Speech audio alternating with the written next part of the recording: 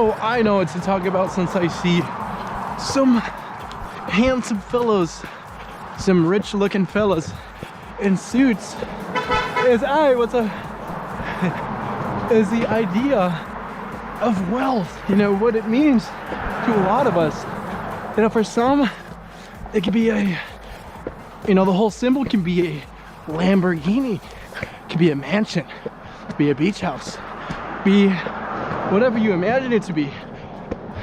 But in my mind, you know, the idea of wealth, and you can have your own, of course, is the idea of freedom, financial freedom, the ability to, you know, not have to wake up and go to work every day and feel the burden, you know, having, you know, to make money, right? Because that's what it boils down to, is whether or not you have to make it. Now, whether or not you do is up to you. And that's the whole premise of that. You know, why would you want to put yourself in a position where you're struggling, you know, to make that money, right? Or struggling to make ends meet. You probably heard of the classic notion of the person working 2-3 jobs. You know, they got a morning job, an afternoon job, and a night shift job. Right, as crazy as that may be, but that person probably won't be doing that if, here, let's see if we can get around. That person probably won't be doing that, you know, if they didn't feel the burden. If they didn't feel the burden, you know, to perform financially, to, you know, seek more money, because that's what they need in the end.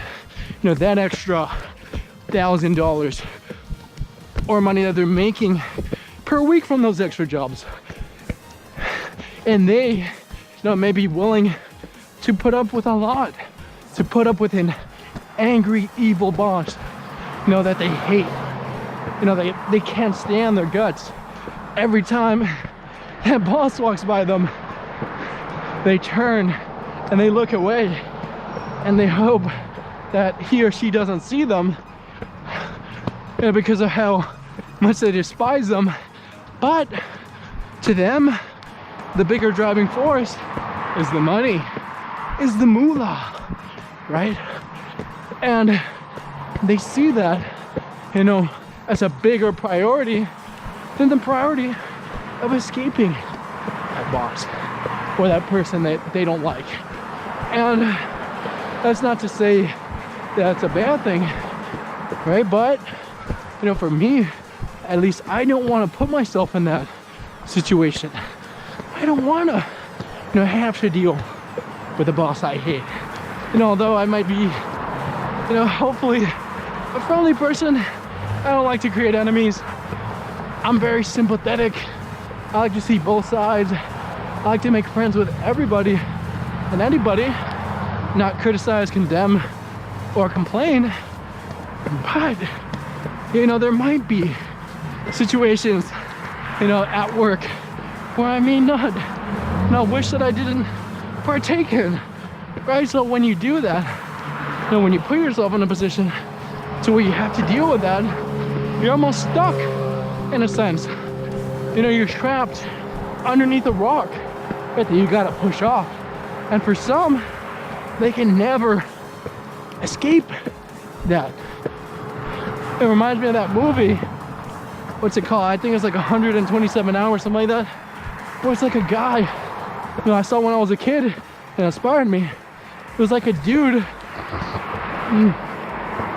sorry, we're clearing our throat, but he was out hiking and exploring and living his purpose when all of a sudden he literally got trapped between a rock and a hard place.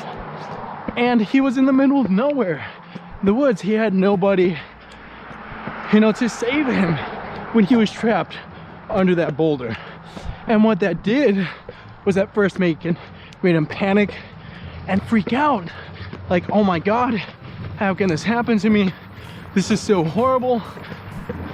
And there were even points to where he would rather be dead than experience what he did.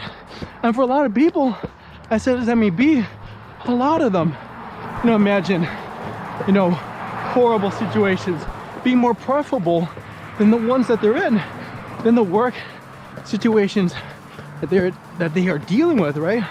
And that's not to say that there's a lot of people, you know, especially in other developing countries and places, that would literally kill for those positions, you know, those, you know, jobs that those persons have, because those aren't, you know, affordable or afforded to them.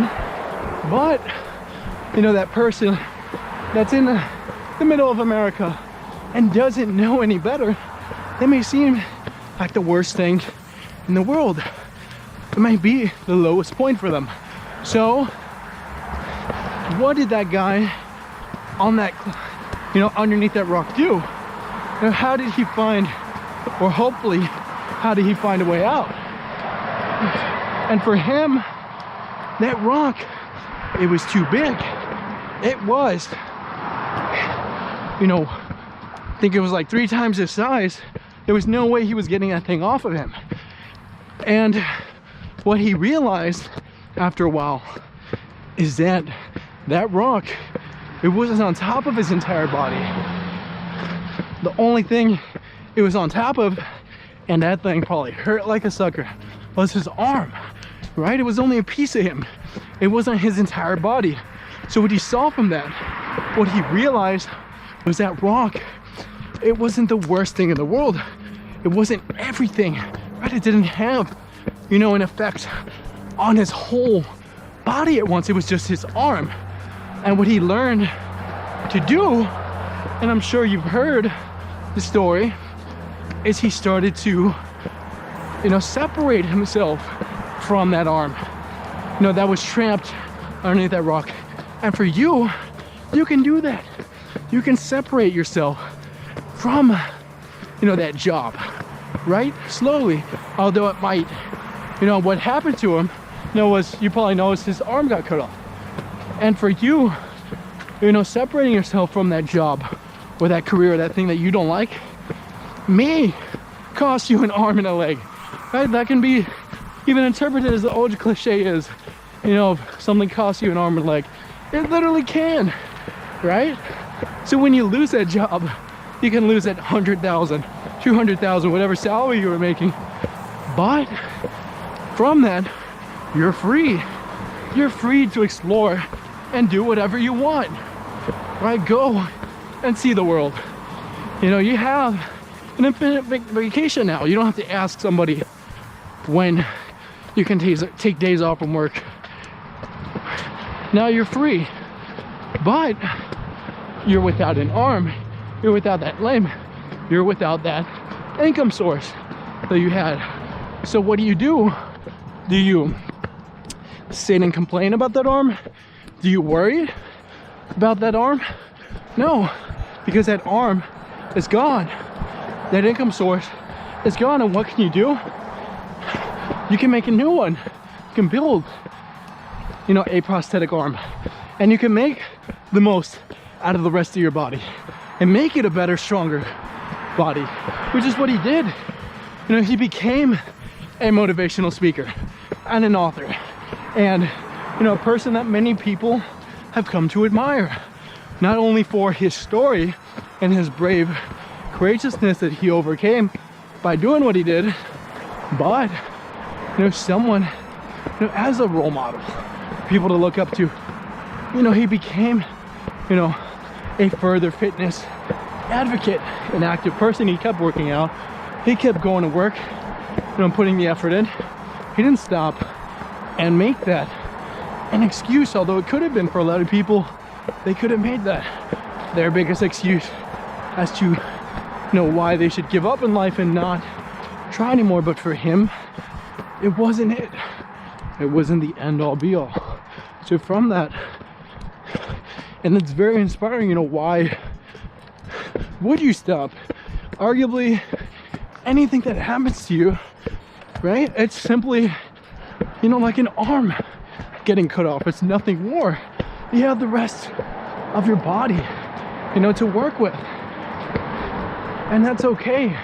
And you can work and try to fix that arm and put something new over it and make use of it. And probably, you can even add, there's only 5 fingers on a hand. You can add 10 fingers on a hand. You can add more stuff and arguably get more use out of that hand than people with normal hands. That's not to say that I'm in a race to become an amputee, but to understand his situation and where he came from and what he did, to simply make more out of his life.